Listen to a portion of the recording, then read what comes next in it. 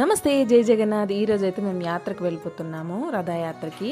ఇంకా మేమైతే వెళ్ళడం అయితే ఫస్ట్ టైం నైట్ యాత్ర చూడడానికి అయితే ఏకాదశి రోజు వెళ్ళాము. ఇంకా ఈ రోజు అయితే ఫుల్ క్రౌడ్ ఉందన్నమాట. మేము ముందు ఎందుకు వెళ్ళలేదంటే పిల్లలకైతే ఎగ్జామ్స్ స్టార్ట్ అయిపోయి 17 నుండి.